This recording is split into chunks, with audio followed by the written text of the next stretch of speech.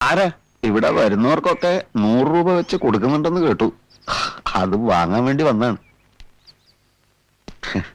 ഈ 100 രൂപ ഡെയിലി കൊടുക്കുന്നുണ്ടോ? എല്ലാ ദിവസവും ഇങ്ങോട്ട് വരണമെന്ന് അറിയാനാ. വേണ്ട, നടന്ന് ബുദ്ധിമുട്ടണമെന്നില്ല.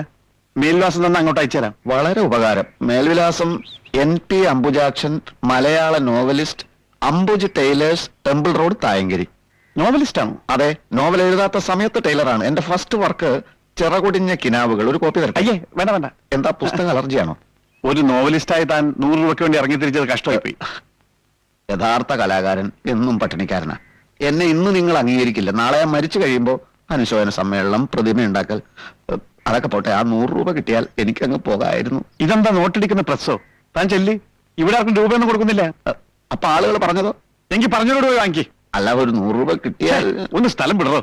ദേ, എടോ പോടോ എന്നൊന്നും വിളിക്കണ്ട. ഞാനൊരു മലയാള നോവലിസ്റ്റാണ്. കൈ ചൂണ്ടി